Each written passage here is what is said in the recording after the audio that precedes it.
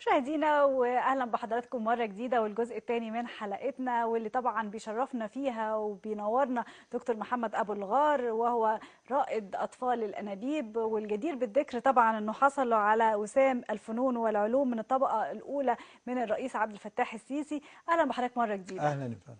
طبعا احنا في الجزء الاول من حلقتنا كنا بدأنا الحديث عن اطفال الانابيب، والحلم طبعا اللي كان ظل حلم كبير وحلم عالمي. وحضرتك قلت طبعا ان هو بدأ الدراسات فيه تقريبا من الستينات، ولكن تم تطبيقه في سنة 78 اول مظبوط طفلة عالميا في انجلترا. مظبوط. مظبوط. وبدأنا في مصر بتحاول ان هي تتوصل الى اتفاقية او حاجة تكون شبيهة بان احنا يبقى في فريق يتم تدريبه. مش مصر كدولة، يعني احنا كأفراد، كأطباء. كمجموعة أطباء. بعد كده بقى مشكلة المعمل اتحلت لوحدها، ان في زميلتنا الدكتورة رجاء ده منصور. كان في عام كام؟ 85. 85 قبل ولادة أول طفلة.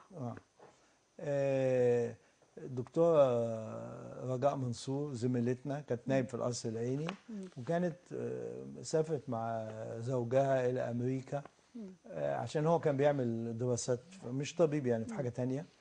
وهي اشتغلت في معمل بتاع أطفال أنابيب، واتدربت على هذا الموضوع بالصدفة يعني في الحتة اللي كانت فيها، وقعدت كام سنة هناك. فهي بعتت انها عاوز ترجع مصر، فقلت لها دي فرصه جميله جدا ان واحده مصريه وزميلتنا ومدربه.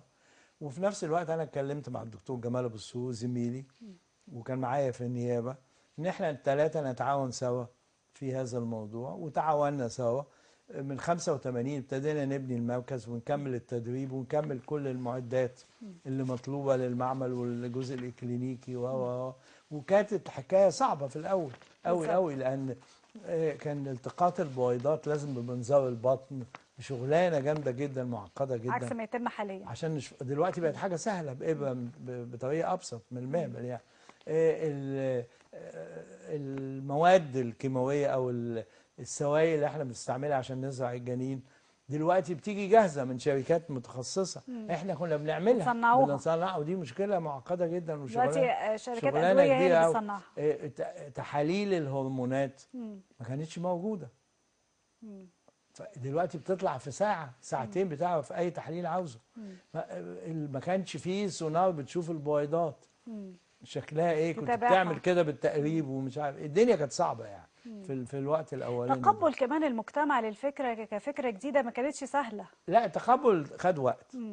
فاحنا خلصنا التحضير والتوضيب والتدريب كاملا، وفتحنا في مارس، يوم عيد الام 21 مارس 86. ده كان أول مركز. ده كان أول مركز في الشرق الأوسط. يعني ما عدا إسرائيل. إسرائيل فتحت قبلنا، فتحت يمكن 84 أو حاجة كده. والسعودية والأردن فتحوا في نفس السنة. مركز بعدنا؟ هنا في تقريبا فترات متقاربة قوي يعني. في مركز واحد هنا ومركز هنا ومركز فيها، ممكن كلهم كانوا 3 مراكز يعني. وبعدين الحمد لله قدرنا نحقق نتائج مش بطالة من الأول، مش نسبة عالية طبعا في الأول. وأول بنت اتولدت في يوليو 87. فدي كانت أول طفلة تتولد بعد سنة من افتتاح سنة تقريبا. وشوية يعني، من مارس سنة و3 شهور يوليو، أو سنة و4 شهور مثلا ولا حاجة. اتولد أول طفل، وبعد كده بقى ابتدى يعني بالتدريج حصل تقدم، وحصل تقدم في نسبة النجاح. احنا من الأول خالص الحقيقة ركزنا، قلنا إن احنا عاملين المركز ده ل3 حاجات. حاجة إن احنا ندخل تكنولوجي جديد في مصر عشان ما نبقاش متخلفين عن العالم، وخاصة ان في الوقت ده كان حاجة صعبة قوي تعمل في جامعة، هتجيب فلوس منين، هتعمل ايه، ده موضوع ما ينفعش في البيروقراطية يعني، عاوز صعب معقد ومشكلة.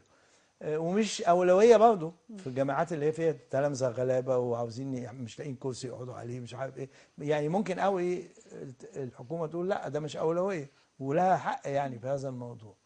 الحاجة التانية ان احنا طبعا كنا عاوزين نعمل حاجه نشتغل بيها ونتعرف بيها اكتر ونعمل.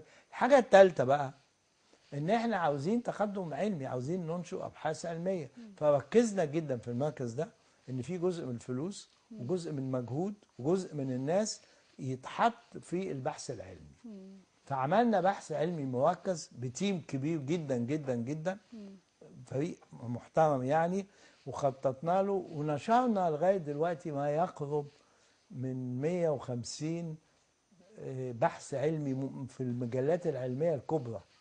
دي اللي خلتنا ناخد الجوائز العلميه اللي بره، وان احنا نطور في عمليه اطفال الانابيب نفسها ونقدم حاجات تعمل فروق.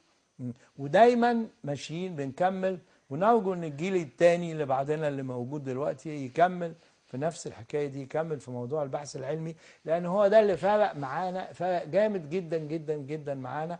وكمان ألهم زملاء كثيرين من الصغيرين ان هم يمشوا في النهارده الفرع ده. الزملاء اللي بيشتغلوا فيه في حتت كتير برضه بيعملوا ابحاث كويسه ونشروا حاجات لطيفه في حتت وابتدوا ياخدوا جوائز. فدي حاجه مفرحه يعني في هذا الموضوع. الدنيا طبعا اتغيرت.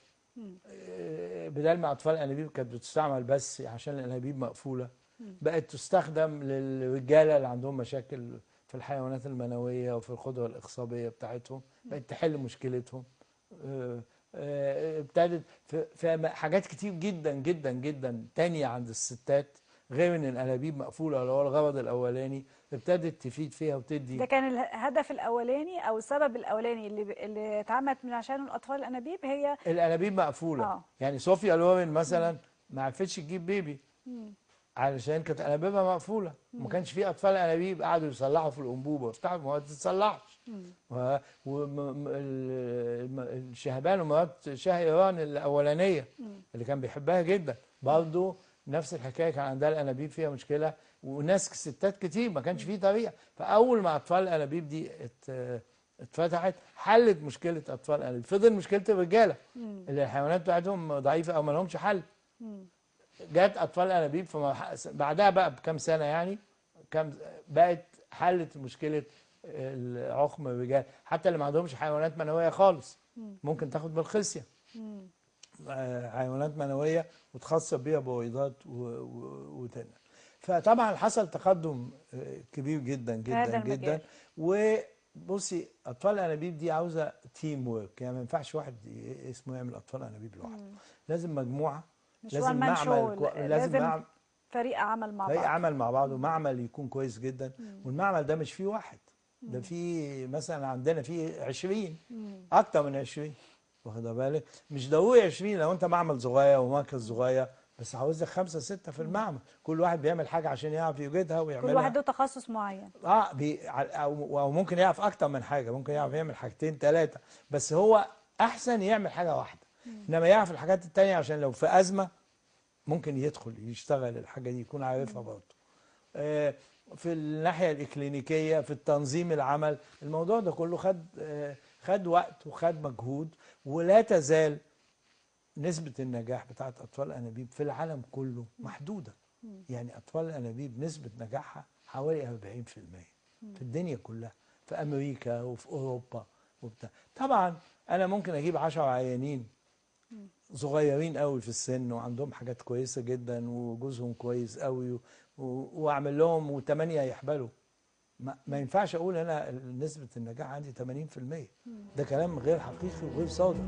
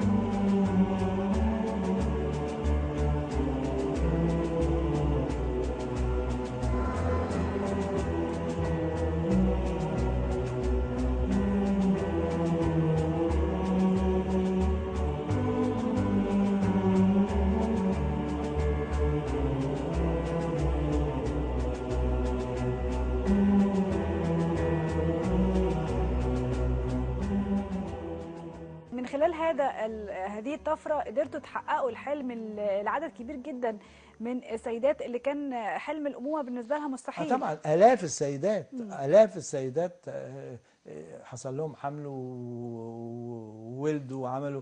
طبعا آلاف السيدات، وعملنا تدريب للزملاء كتير جدا في مصر، وعملنا تدريب للزملاء اللي في الشرق الأوسط زمان في كورسات كتير جدا، وأسسنا مع زملاء من البلاد العربية كلها جمعية الشرق الأوسط للخصوبة، وأنا كنت أول رئيس لها. الجمعية دي بتعمل لغاية دلوقتي اجتماعها السنوي في بلد كل سنة، بيحضروا 1000 واحد، 1000 طبيب اخصائي اجنه. خلينا يا دكتور لازم هتوقف عند اللحظه اللي حضرتك ذكرتها، وهي اول طفله انابيب في عام 87، والفرحه اللي طبعا كانت عند حضرتك واللي عند فريق العمل وعند الاسره نفسها، الزوج والزوجه. اكيد اللحظه دي ما كانت تتويج للنجاح وتتويج للتعب والمجهود والمثابره وكل ده. طبعا كانت لحظه مهمه جدا، عملت فارق كبير في حياتنا. لان طبعا احنا لما ابتدينا مركز اطفال انابيب، ناس كتير قوي قالوا ان اطفال الانابيب دي ما تنفعش في مصر. ازاي احنا الشوارع بتاعتنا ملخبطه والميه بتضرب والنور مش عارف بيعمل فيه ايه، طب ازاي هتعمل حاجه تكنولوجيكالي متقدمه جدا بالشكل ده واي ملي فيها مش مظبوط ما يقدرش يتعمل. فاحنا قلنا لهم لا، احنا هنعمل حاجه، هنقدر نعمل الحكايه دي، هنقدر نعمل معالجه مخصوصه للميه، لان احنا بنعوز نعالج الميه بطريقه معينه قبل ما نستخدمها في الشغل، لان هنوضب الهواء بتاع المركز بطريقه باجهزه معينه وبحاجات معينه، وهنقدر نعمل. وبعدين في ناس طبعا كتير قوي قال لك حرام. فحظنا كان كويس بقى ان شيخ الازهر في الوقت ده كان قبل كده المفتي الشيخ جاد الحق. لما كان مفتي، كابل مصري، زوج وزوجه مصريين كانوا عاوزين بيبي، وعرفوا ان انجلترا عملت اول طفل انابيب، فقالوا ان احنا هنسافر نعملها في انجلترا.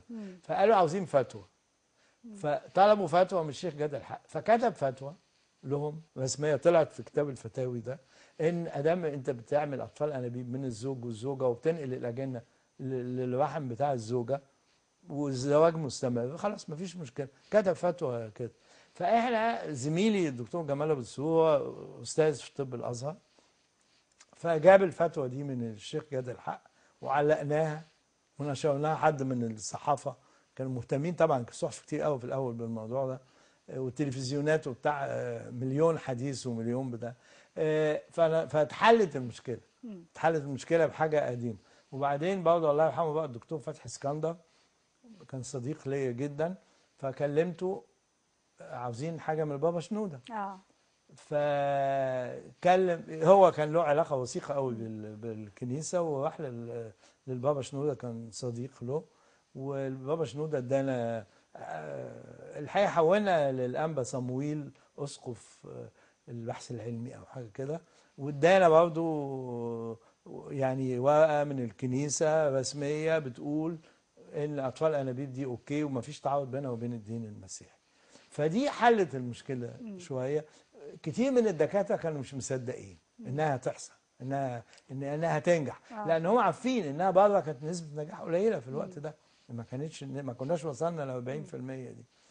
فلما جت اول بيبي دي كانت فرحه ضخمه جدا بقى. طبعا اول صفحه في الاهرام واخبار اليوم وكل الصحف المصريه، البنت البيبي متصوره واحنا متصورين التيم كله.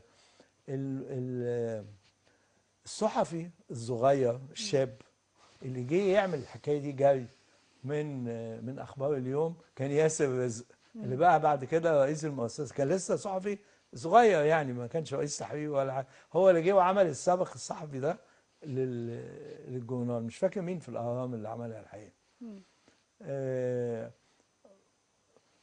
وطبعا بعدها بقى لما اتولدت البيبي دي ابتدت الناس تاخد ثقه اكتر، وابتدت الزملاء يحولوا لنا حالات، وقعدنا المركز الوحيد في مصر يمكن بعد 3 سنين اتكون المركز الثاني بعدنا ب3 سنين، اول مركز في اسكندريه، وبعد كده بقى في كذا مركز في اسكندريه وكذا مركز في القاهره، ودلوقتي في حوالي 100 مركز اطفال انابيب في مصر، مراكز صغيره ومتوسطه وكبيره.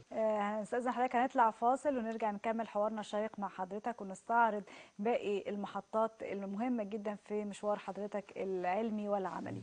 مشاهدينا فاصل وراجعين.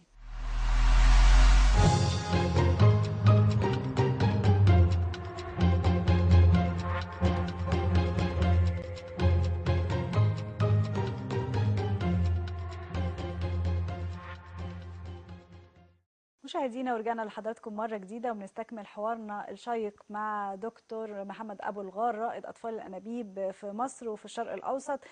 حضرتك شرفتنا وبنستكمل حوارك الجميل والشيق والحقيقة اللي مليء بمحطات. أنا مش عارفة يعني عايزة أخلص الكلام كله اللي عندي كلام كتير جدا مع حضرتك، ولكن هقف دلوقتي عند المؤتمرات اللي حضرتك طبعا حضرتها عديد والعديد من المؤتمرات والسفريات. أكيد ده طبعا بتثري حياتك العلمية. شوفي، أنا ابتديت أحضر مؤتمرات دولية وكورسات دولية من بدري جدا جدا جدا. طبعا معظم الحاجات دي كنت بسافر على حسابي في جزء منها، وجزء منها بيجي لي سبونسر شيب من مؤتمر، من شركة أدوية، من حاجة يجي لك جزء دعوات. فأنا في الأول خالص خدت كورسات مثلا في الجراحة الميكروسكوبية، كان عندي أمل أتعلم أفتح الأنابيب إزاي وكده، ما بتتفتحش بصراحة يعني. حتى هذه اللحظة ما حتى هذه اللحظة خلاص بقى، كمان ابتدت تبقى بعيدة قوي لأن أطفال الأنابيب حلت المشكلة. أسهل يعني. بعد كده خدت حاجات في موضوع الهرمونات والعلاج بالهرمونات والاندوكاينولوجي، يعني علم الغدد والغدد الصماء والحاجات دي. وبعدين ابتديت أدخل في حضرت مثلا في امريكا كذا كورس. انا قعدت مثلا 6 اشهر في امريكا عشان نتعلم المناظير البطنيه، وازاي نعمل منظار من زمان قوي في السبعينات. كنت في ميزوري، سانت لويس ميزوري. بعد كده بقى تقريبا حضرت مؤتمرات في كل بلاد الدنيا، جزء مؤتمر يعني. وغالبا حتى لو كنت رايح فسحه او رايح رحله بزور المراكز اللي هناك وبشوف حاجه هناك. فيعني لفيت امريكا دي كلها، لان مؤتمر امريكا بروحه كل سنه في اكتوبر. فالمؤتمر بيتعمل كل سنه في حته.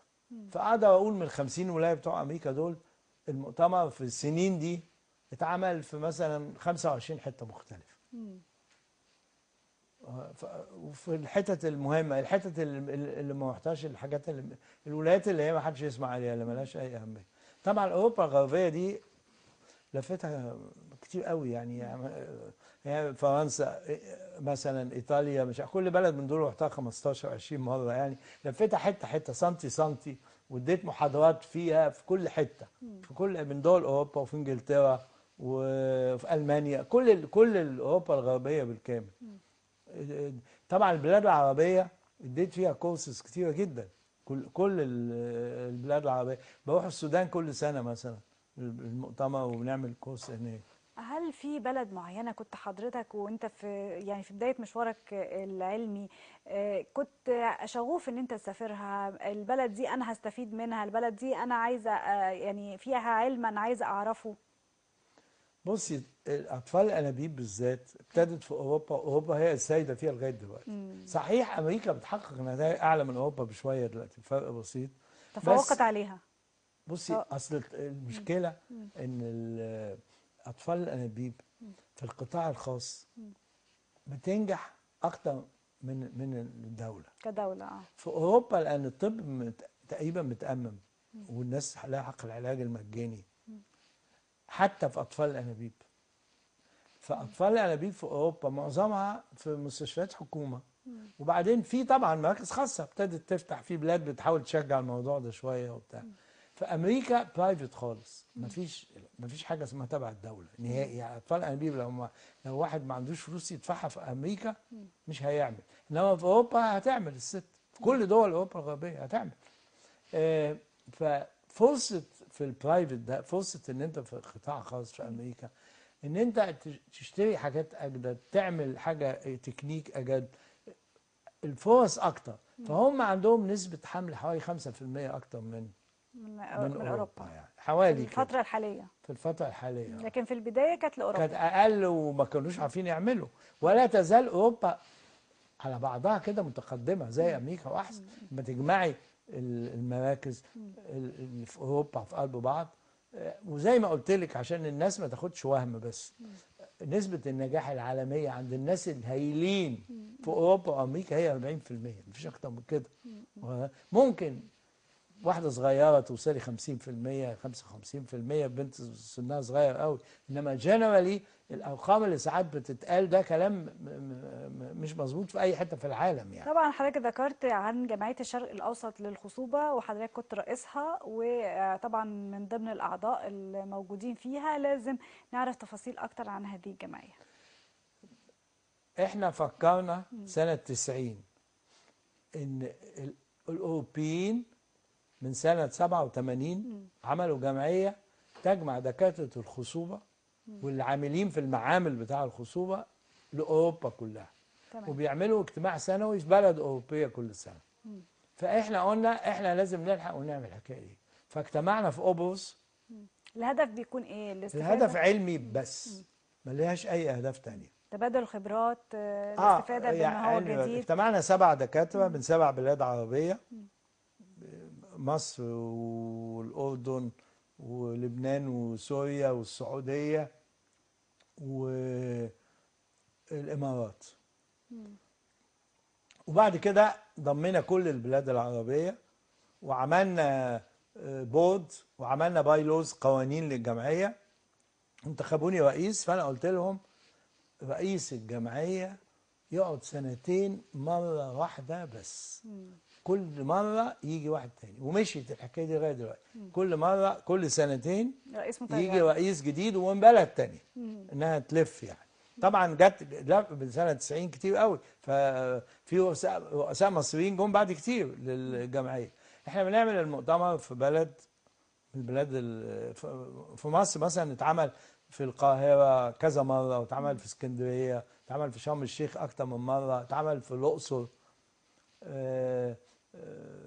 يعني في كذا حته، واتعمل في لبنان. كل البلاد اتعمل فيها، تونس اتعمل فيها، مش كل البلاد، لسه السودان ما اتعملش فيها برضه، طبعا اليمن ما اتعملش فيها، يعني البلاد اللي ممكن، يعني السعوديه ما اتعملش فيها، بس غالبا هيتعمل قريب لان كانت القوانين بتاعتهم لا والنظم تسمح.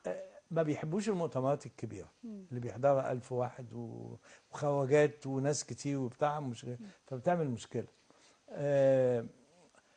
في مصر طبعا كانت مشيت كويس جدا جدا، وبندعو طبعا خبراء عالميين بيجوا في المؤتمر، دايما سبيكرز كتير قوي من بره، وبنعمل ورك شوبس تحضيريه، تدريب للناس ومحاضرات، وعملنا مجله انا رئيس تحريرها لغايه دلوقتي، مجله علميه محكمه عالميا وموجوده على الانترنت.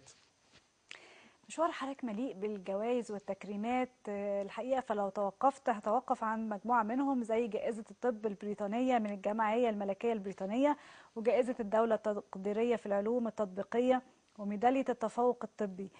دي مجموعة من الجوائز والتكريمات اللي حضرتك حصلت عليها، بتمثل لحضرتك ايه؟ وفي ايه غيرها ممكن يكون أحب لقلبك؟ بصي طبعا أنا خدت جوائز كتير، إنما في جوائز منهم لها قيمة كبيرة جدا عندي، لأنها الجائزة نفسها لها قيمة ومعنوية بالنسبة لي، حاجة مهمة. طبعا أهم جائزة بالنسبة لي جائزة الدولة التقديرية في العلوم الطبية، اللي هي بياخدها الناس، يعني بتتاخد مرة في السنة للعلوم الطبية، فدي بالنسبة لي حاجة مهمة إنك تاخد دي، أعلى جائزة بيسلمها المفروض، أو يعني جائزة مهمة جدا في مصر. وبتاخد بعدها وسام من رئيس الجمهورية، العلوم والفنون من الطبقة الأولى. حضرتك ده حصلت عليه بالفعل من الرئيس عبد الفتاح السيسي. الحاجة الثانية اللي هي العضوية الشرفية للجمعية الأوروبية للخصوبة. الجمعية دي جمعية صعبة جدا، بيحضر المؤتمر بتاعها 10,000 طبيب متخصص في الخصوبة من العالم كله. عدد كبير. وعندها أهم مجلة في الخصوبة في العالم، مجلة مهمة جدا وخطيرة جدا. كل سنة من سنة 87 من يوم ما اتعملت بتدي العضوية الشرفية لاثنين، لاثنين من العلماء. ودول معظمهم ناس مهمين جدا جدا جدا جدا. أنا سنة 2000 خدت العضوية الشرفية للجمعية وتسلمت العضوية دي في الاجتماع في حضور 8000 واحد طبيب من العالم كله. سلمتها من رئيس الجمعية، وكان في طبعا يجي 100 مصري على الأقل أطباء مصريين حاضرين المؤتمر. فدي مهمة جدا. الحاجة الثالثة، الجمعية الملكية البريطانية لأمراض النساء والولادة بتدي جايزة ملهاش ميعاد، مش كل سنة، بتديها على فترات، ممكن كل 10 سنين، ممكن كل 3 سنين، بالصدفة يعني. جايزة اسمها ستار لطبيب عالم غير بريطاني، مش بريطاني، لجنسية أخرى، من حد تاني متميز في فرع أمراض النساء والولادة، وعمل إنجازات وحقق حاجات مهمة جدا. فأنا خدت الحكاية دي من سنتين، وفي لندن خدت الجايزة دي، وكان برضو بعض الأصدقاء كانوا موجودين والعيلة كانت موجودة معايا كمان. نعود مرة تانية لأهمية المؤتمرات والأماكن اللي حضرتك كنت حابب أو شغوف بزيارتها. بصي، أنا طبعا حوالين المؤتمرات اللي أنا بدعى إليها بيبقى في ورك شوب، في كل حاجة. أنا بقى أحب، يعني طبعا بحب أوروبا جدا، ولفتها كتير جدا. يعني أنا أمريكا رحتها 40 مرة على الأقل مثلا، واخد بالك، وأوروبا رحتها مثلا 300 مرة، لأن أنا كنت بسافر في السنة مثلا 8 مرات 10 مرات ساعات لحضور مؤتمرات وحاجات. ده مفيد جدا للأطباء الشبان في بداية مفيد، مشوارهم. وبعدين بتشوفي الدنيا كمان، بتشوفي الثقافة، بتروحي تشوفي المتاحف وتتعلمي الفن على أصوله، تسمعي مزيكا لطيفة، تشوفي أوركسترا جميل، واخد بالك، بتشوفي الدنيا شكلها إيه. دي حاجة مهمة خبرات جدا. شخصية جديدة، وبالإضافة بتطور، إلى الخبرات بتخلي العملية البني آدم يبقى بيطور أنضج شخصيته. ومهتم أكتر، بيهتم أكتر. وأنا طبعا لأني من وأنا في مصر وأنا مهتم، وأنا عيل وأنا مهتم بالحاجات دي، فبقت بالنسبة لي دي فرصة كويسة قوي إن أنا أشوف المتحف مرة واثنين وعشرة كمان. لو رجعنا نتكلم مرة جديدة عن طبعا حضرتك زي ما قلت لنا في البداية حضرتك شغوف بالقراءة، ولكن المرة دي بقى أنا هتكلم عن المؤلفات الخاصة بحضرتك. ليك أكتر من مؤلف وباللغة العربية، وفي منهم مؤلفات بعيدة عن الطب كمان. بصي، المؤلفات اللي في الطب كلها أبحاث علمية منشورة في مجلات علمية، دي بعيدة خالص عن المشاهد بتاعكم يعني. يعني دي حاجات تكنيكال ما حدش يقراها، ولا الدكتور العادي يقراها، يعني اللي يهتم بيها طبيب اللي بيشتغل في نفس الفرع بتاعنا بس. أنا ليا كتاب عن أطفال الأنابيب، طالع من كامبريدج يونيفرسيتي بريس، من جامعة كامبريدج، هي اللي طبعها أنا وصديق مصري أمريكاني اسمه بطرس رزق. الكتاب ده اتنشر من 5 سنين، وكان كتاب ناجح جدا، اتباع في العالم كله أعداد ضخمة جدا منه. حاليا بيعملوا الطبعة الثانية، عملنا بعض التعديلات فيها، وداخله المطبعة يعني خلال أسبوعين 3 في كامبريدج الكتاب. اما بقيت شغلي بقى شغل ملوش اي علاقه بالطب، الشغل العادي يعني انا مثلا كتبت كتاب على الجامعه، على جامعه القاهره اللي هي الجامعه الاولى، على تاريخها، على لطفي السيد وافكاره المتقدمه جدا عن الحريات الجامعيه والحريات الاكاديميه، وازاي التعليم يبقى موجود في الجامعه عشان نطلع اجيال جديده، ازاي الاميره فاطمه اسماعيل اتبرعت بالصيغه بتاعتها، بنت الخديوي اسماعيل، هي اللي وكان عندها الارض بتاعت جامعه القاهره دي كلها، والملاعب والمدينه الجامعيه دي اتبرعت بيها لجامعه القاهره، ازاي ناس كتير جدا مصريين اتبرعوا للجامعه. وبعدين رصدت تاريخيا كل الأحداث المهمة اللي حصلت في جامعة القاهرة منذ إنشائها، والفترات اللي الجامعة تقدمت فيها علميا، والفترات اللي تدهورت فيها علميا، الفترات اللي كان فيه حرية أكاديمية، والفترات اللي الحرية الأكاديمية كانت فيها ضعيفة. رصدت الكتاب ده في الكتاب اللي عن جامعة القاهرة. بعد كده عملت كتاب عن السيرة الذاتية بتاعتي اسمه على هامش الرحلة. ده نشرته الدولة الأول، هيئة الكتاب، وبعدين اتنشر في مكتبة الأسرة، وبعدين بعد كده نشرته 2010 2011 حاجة كده. عملت كتاب اتطبع 17 مرة اسمه يهود مصر بين الازدهار والشتات. عملت دراسة على تاريخ اليهود في مصر وثائقية من دار الوثائق. جبت كل الكتب اللي عملوها في مصر، الجوانيل اللي عملوها. عملوا 57 جورنال يهودي في مصر، كانوا اليهود بيعملوا في فترة زمنية 70 80 سنة.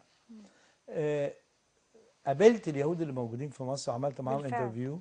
سافرت بره وقابلت اللي سافروا من ورصدت ايه الحاجات اللي عملوها وايه المشاكل اللي حصلت، علاقتهم بالصهيونيه، علاقتهم بفلسطين. انا حاليا عندي كتاب تاني عن اليهود المصريين اكبر من الاولاني بكتير، وفي كتاب بقى وثائقي اكبر بكتير قوي، وفي 42 كتاب في العالم ظهروا بالانجليزي يعني على اليهود المصريين من ساعه ما طلعت الكتاب بتاعي. فانا قريتهم كلهم ولخصتهم كلهم محطوطين في الكتاب ده، زائد انترفيوز جديده عملتها. وحصلت مثلا من استاذه التاريخ في نيويورك، في جامعه نيويورك، على محاضر اجتماع مجلس اداره الجاليه اليهوديه في مصر من سنه 1886 لغايه 1961. حطيته في الكتاب، ما انتشرش قبل كده الكلام. بعد كده عملت كتاب على مصر وامريكا اثناء ثوره 19. الناس تستغرب، ثوره 19 خناقه بيننا وبين الانجليز، مش دخل امريكا في الموضوع، دي كانت في اخر مالهاش دعوه. طلع ان امريكا كان لها دخل كبير جدا. جبت وثائق الكونجرس لاول مره تتنشر اللي لها علاقه بمصر طبعا في الوقت ده، وعلاقه الحرب العالميه الاولى بمصر وامريكا في الوقت ده، و ايه سعد زغلول ايه اللي عمله، وبعت مندوب لامريكا للكونجرس، وجبنا محامي امريكاني وخد فلوس ايه، ومراته جت مصر عملت ايه. كل الكلام ده موجود في الكتاب اللي هو على امريكا وثوره 19. دكتور محمد، المؤلفات دي محتاجة وقت ومجهود وبحث، مجهود فظيع.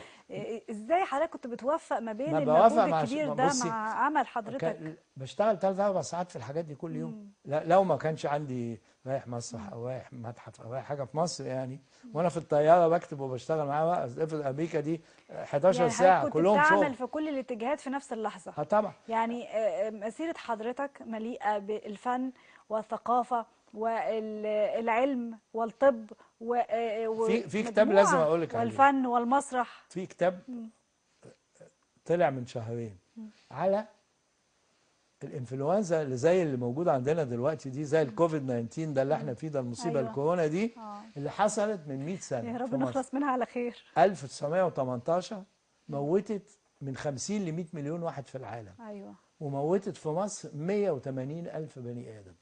الانفلونزا دي قعدت سنتين، من 1818 لغاية 1820. جبت وثائق كاملة بجميع المستشفيات والحالات اللي دخلت واتعملت وايه اللي طلع وايه اللي عمل والناس عملوا ايه واثرت ازاي وحصل في الريف ايه وعلاقتها بثوره 19 ايه، لانها حصلت اثناء ثوره 19. وجبت الاهرام والمقطم، جريده المقطم اللي كانت بتطلع زمان سنه 19 و18 والاعداد اللي فيها حاجات عن الوباء وحطيتها في البتاع. طبعا دي مش سهله، لازم حضرتك حياتك في بحث دائم، طبعا بحث لا يتوقف، لا سواء يتوقف. على المستوى العلمي او على المستوى الثقافي او على المستوى الفني او طبعا. على مستوى الكتابة او على مستوى انا القراءة. كمان انا بكتب مقاله اسبوعيه في المصري اليوم من يوم ما الجورنال فتح.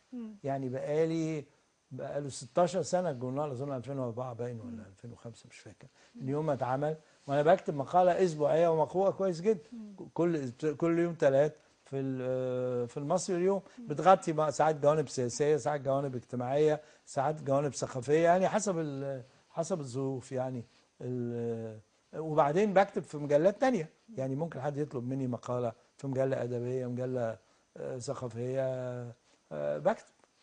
هل هذا يعني اقول ايه، كل المسيره الطويله دي بالمجالات المختلفه هي التي صنعت دكتور محمد ابو الغار بالاسم الشهير اللي محدش ممكن يسمع الاسم ده الا على طول يكون عارفه وعلى طول يربطه؟ طبعا يمكن الربط الاسهل والاسرع لكل الناس باطفال الانابيب بان حضرتك رائد في هذا المجال، ولكن يمكن هذا المزج الرهيب ما بين الثقافه والفنون والطب وكل العلوم لما امتزجت مع حضرتك، والقراءه المستمره والكتابه كمان، حب البحث الدائم ده هو اللي صنع هذه الشخصية؟ لا انتوا اللي تقولوا بقى، انا ما اعرفش الكلام ده ايه. ده أكيد. لا انا عندي مثلا مكتبه فيها 3000 كتاب في البيت، ومنهم مثلا 100 كتاب نادر، وكلهم على مصر طبعا. الكتب النادره دي يعني كنت بشتري كتب مش بالانجليزي كلهم، على حاجات في مصر طبعه اولى، طبعا منها ليميتد اديشن عدد قليل، فبقدر اطلع منها حاجات برضه الواحد يكتبها يقدمها للناس. أكيد حب حضرتك لأن أنت تسافر العالم كله وتلف العالم كله ده حصل، هيكون برضو في نصيب لمصر. أكيد في أماكن جوه مصر محببة إلى قلب حضرتك، في أماكن حبيت تسافر لها، في ناس حبيت يعني من ناحية المعرفة أو السياحة الداخلية أو كمان من الناحية الطبية. إيه أكتر الأماكن اللي بصي حبيت انا تزورها؟ لفيت مصر كلها، لفيتها كويس جدا. يعني رحت الاقصر واسوان 20 مره. رحت اسيوط ولفيت فيها حاجات. رحت المنيا وزرت اثار المنيا، وزرت بني حسن، وزرت الاشمونين، زرت كل الحاجات اللي موجوده هناك. بني سويف، الفيوم، رحت الحاجات اللي موجوده في الفيوم.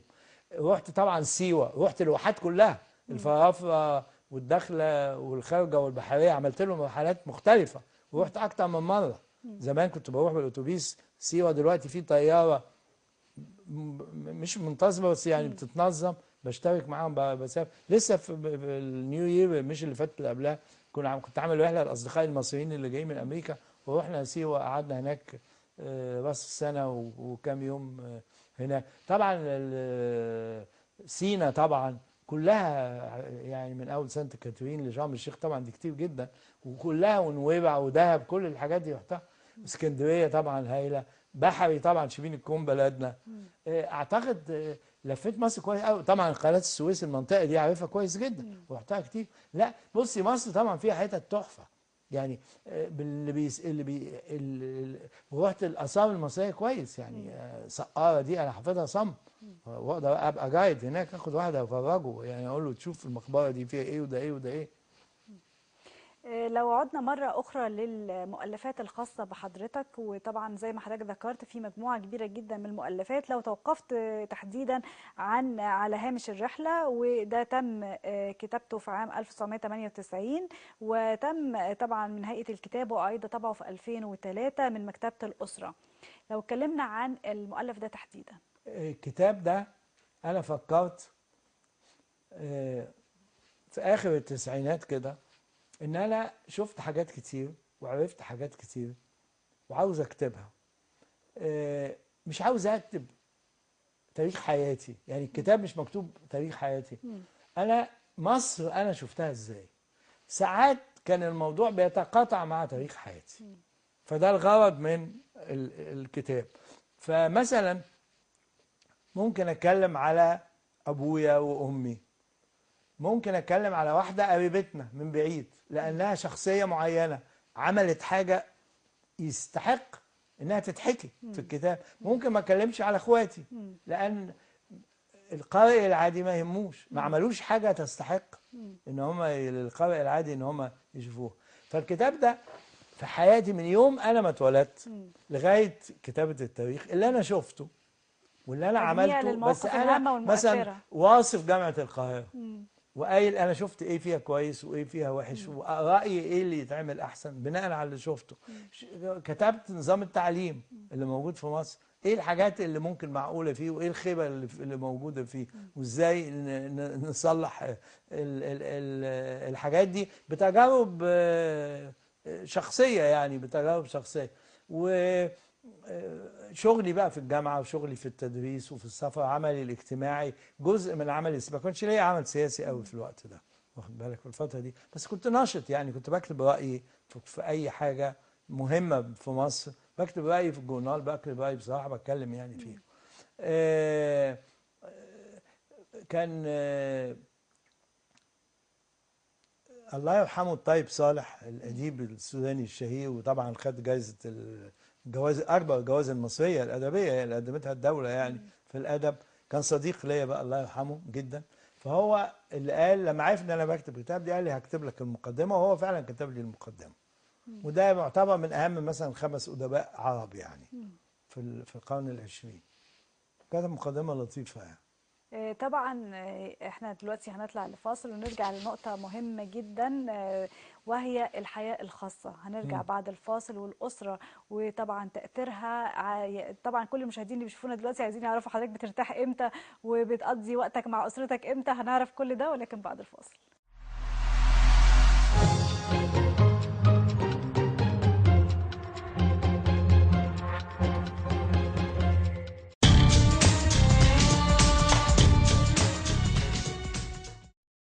برنامجنا برنامج عالمي من أشهر برامج المسابقات اللي بيعرض في كثير من دول العالم.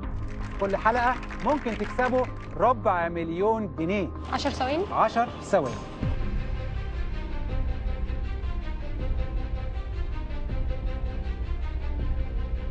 انتوا قعدتوا تقولوا لي امشي وراها امشي وراها، اديني مشيت وراها. عملت ايه؟ برنامجنا اسمه 50-50. في الأوقات التالية على نايل لايف.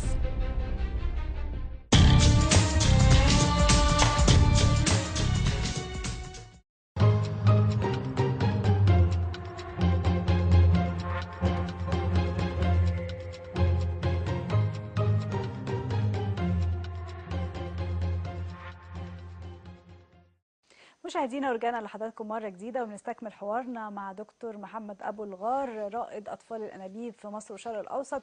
وهنستكمل حوارنا بقى في الجزء ده عن طبعا جزء مهم جدا في حياة حضرتك، وهو الأسرة والحياة الشخصية. وأكيد كل المشاهدين اللي بيشوفونا دلوقتي بيسألوا هم وقتهم فين، يعني ما بين البحث الدائم سواء في الفن أو في الطب أو في مختلف الفنون وفي مختلف العلوم. حضرتك في حالة بحث دائم طول الوقت. الحياة الشخصية فين وقتها؟ لا، الحياه الشخصيه موجوده ومستمره طبعا. وفي الفترات اللي انا كنت بشتغل فيها كتير في وقت العياده ولادات وكده، يعني من لما عمري مثلا كان 30 سنه لحاجه و40، كنت مشغول قوي في الولادات، وفعلا كان الوقت بتاع الاسره قليل في اليوم. انما في الويك اند يعني الخميس والجمعه بيبقى الوقت كتير جدا الأجازة. لهم. وبعدين كتير من السفرات كنا بنسافر سوا، يعني هم سافروا معايا كنت الدنيا بتبقى كلها. حريص ان هم يرافقوك في كل سفرية؟ مش كل، لا مش كل. في معظم كانوا زمان ولما المتاح. كانوا العيال صغيرين كانوا بيسافروا. دلوقتي انا معظم الوقت بسافر لوحدي، بس زمان كانوا بيسافروا معايا. طبعا نوضح للساده المشاهدين ان حضرتك ليه عندك حساسه في ايه؟ طبيبتين بنات حضرتك، دكتوره منى ودكتوره هنا. مظبوط. هم برضو تخصصوا في نفس التخصص؟ لا، هنا هي استاذه اطفال. وعلى فكره بتكتب ولها نشاط جبار زي حالتي كده يعني. لا، عامله اكبر، واخده من حضرتك الجزء عامله الكتابه. اكبر جمعيه تطوعيه في مصر لبنات الشوارع على مساحه مهوله في هرم سيتي بعد اكتوبر. وعندها بنات داخلي ومراكز خارجيه وعربيه بتلم البنات وبتعلمهم وبتكبرهم. حاجه ضخمه جدا بملايين يعني. بتشتغل شغل جامد جدا ومديها وقت مهول تطوعي طبعا للموضوع ده. دكتوره منى، الدكتوره منى امراض نسا زي حالاتي بقى، بتشتغل طب الجنين وبتشتغل اطفال انابيب، يعني بتشتغل معانا في المركز، والاثنين اساتذه في كليه الطب.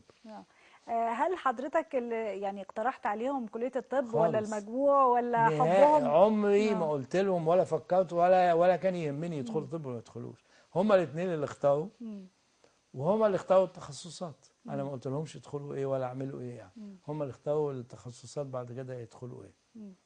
الزوجه طبعا اكيد. انا مراتي سويديه ومتجوز طبعا من زمان جدا، وبتتكلم عربي، بتقرا الاهرام وبتكتب بالعربي، ممكن مفيش عندها مشكله. بتشتغل علاج طبيعي. كان عندها عياده في مصر، واشتغلت مع الجيش فتره طويله في مستشفى القوات المسلحه كاخصائيه علاج طبيعي لسنوات طويله يعني. وبعدين استقالت من الجيش وعملت عياده خاصه يعني. ازاي بتساند حضرتك؟ طبعا يعني طبيب زي حضرتك وقته كله للعلم ولخدمة لا مش المجتمع. كله للعلم، اه تهيألي. ده انا اكتر واحد بروح سينمات وبروح مسارح فعلا. وبروح متاحف وبقابل اصحابي وبحضر ندوات وبشارك في حاجات، اكتر واحد.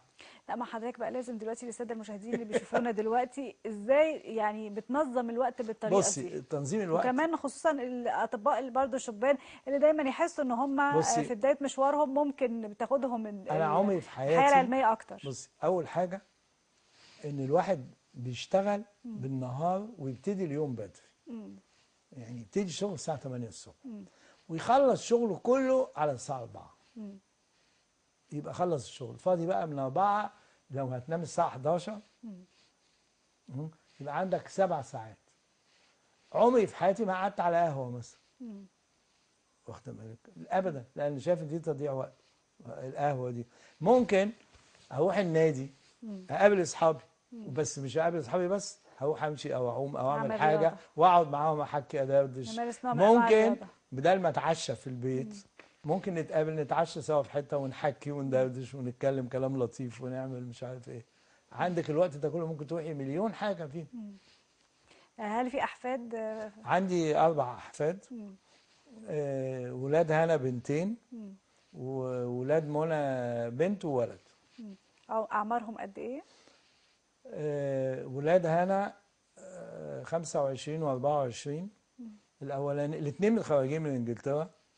الاولانيه مهندسه معماريه وحاليا عايشه في السويد، بتعمل ماجستير في السويد وغالبا هتعيش هناك. منظرها كده يعني. واشتغلت في مكتب هندسي فتره ومبسوطه من الشغل والجو. ومنى متخرجه من لندن سكول اوف ايكونومكس، جامعه مهمه قوي في لندن، اللي هي كليه لندن للسياسه والاقتصاد ومش عارف حاجات كده بالعربي ايه. دي حاليا بتعمل 3 حاجات. اول حاجه بتنظف النيل. بتشتغل في جمعيه او شركه فرنسويه لحمايه البيئه المصريه. دي عايشه في مصر. عايشه في مصر. لحمايه البيئه المصريه، ومن ضمن مشروعاتهم المهمه تنظيف النيل من الزباله اللي بتترمي فيه. هي. واكبر زباله بتترمي فيه البلاستيك. هو ده المشكله الكبرى. بيطلعوا كل اسبوع اطنان من البلاستيك، اطنان. وعندهم مراكب وعندهم بيشتغلوا مع الصيادين وبتنزل معاهم وبيعملوا بروجرامز والحاجات دي. ودلوقتي بيعملوا حتى بيحاولوا ان هم يقنعوا بقى المحلات الكبيره السوبر ماركتس الكبيره ان هم مفيش داعي يبيعوا اكياس بلاستيك، يبيعوا اكياس ورق، يحطوا الحاجات في اكياس ورق ولو يخسروا شويه تكون اغلى سنه زي بعضه، عشان الورق ده لو رموه في النيل الناس مش هيدوب، انما البلاستيك ده مش هيحصل له حاجه، هيعمل كارثه بيئيه يعني. طبعا. وبيبيعوا البلاستيك ده للزبالين، والزبالين بيودوه لشركات بتعيد تدويره في حاجات تانية. وهي فنانه بترسم وبتبيع لوحات وبتشترك في معارض. وثالث حاجه بتشتغل يوم في الاسبوع مع شركه بتعمل ديزاين لملابس وشنط وما اعرفش. بتشتغل 3 حاجات. الاثنين ولاد منى بقى الاثنين في كليه الطب تلامذه يعني. لسه في كليه الطب؟ لسه واحده في ثالثه وواحد في ثالثه واولى. بتلاقي وقت؟ بقعد معاهم طبعا، بقابلهم كتير. دلوقتي طبعا وقتي اكتر، وبعدين الكورونا دي. هم محظوظين اكتر من بنات حضرتك؟ طبعا. طبعا اشوفهم لا كمان السنه اللي فاتت دي من مارس اللي فات ما بروحش العياده 6 اشهر. وبعدين ابتديت العياده بالزوم عن طريق الانترنت، وبروح اعمل عمليات صحيح في الاطفال الانابيب، بروح لغايه دلوقتي، بس حاجات مش زي الاول. فعندي وقت كتير. وقعدنا 3 اشهر في الساحل، حاجات ما كانتش بتحصل يعني. طبعا. اسم حضرتك وشهرتك ونجاحك هو حلم لكل طبيب شاب بيشاهدنا دلوقتي. توجه له كلمه تقول له ايه؟ اقول له حاجه اتقالت لنا وانا تلميذ في اولى طب. عميد الكليه دخل واخد في ايده 2، حسين فوزي الكاتب الكبير والراجل الرحالة العظيم، واللي عمل البرنامج التاني في الإذاعة، واللي عمل الموسيقى، واللي فهمنا يعني إيه مزيكا ويعني إيه أوبرا، ويحيى حقي القصصي الرائع أبو دم خفيف اللذيذ ده. وقال لنا يا أولاد أنتوا مش مفروض تطلعوا دكاترة، أنتوا مفروض تطلعوا حكماء، تعرفوا في الطب وتعرفوا في غير الطب. وكل واحد من الاثنين دول اتكلم 5 دقايق ودعانا للمكان اللي الحكومه كانت حاطاه فيه في الوقت ده كحاجه تبع الثقافه، ما كانش فيه وزاره ثقافه لسه، حاجه مشرف على الثقافه. فكان حسين فوزي في بيت هدى شعراوي اللي في شارع قصر النيل، اللي هو اتهد وبقى فيه لوكاندا جديده ده في اول شارع قصر النيل. ده كان محطوط فيه القصر، عملوا فيه قاعات مزيكا وقاعات ايه، فكان قال لنا تعالوا افهمكم يعني ايه مزيكا كلاسيك وازاي تسمعوا مزيكا كلاسيك وبتاع. طبعا احنا ما نعرفش يعني ايه مزيكا كلاسيك خالص، يعني في بيوتنا ما حدش بيسمع مزيكا كلاسيك. فتقولي فروحنا له، كان بيدينا دروس ويسمعنا وياخدنا الاوبرا يوم الخميس الصبح في حفله. الحفله الاصليه اللي بيعملوها الخواجات بتتعمل يوم الجمعه الصبح ب5 صاغ للطلبه. بيجي يحضر معانا ويشرح لنا الاوبرا ايه ومش عارف ايه. يحيى حقي في شارع قصر العيني كان في حاجه اسمها نادي القصه، تقولي يوم الاثنين ونتكلم في الادب والروايه وتعليم. فطبعا احنا 200، اللي راح مثلا 20 خسوا بقوا 10 في الاخر، بس يعني اثروا غيروا حياتنا يعني. حضرتك شرفتنا ونورتنا دكتور محمد ابو الغار، كنت نجم حلقتنا النهارده وضيف عزيز علينا. اشكرك يا فندم، شكرا. مشاهدينا، كان ضيفنا النهارده دكتور محمد ابو الغار، رائد اطفال الانابيب في مصر وفي الشرق الاوسط. سعدنا بيه، ويا رب تكون الحلقه عجبت حضراتكم. الاسبوع اللي جاي ونجم جديد في نجوم على لايف.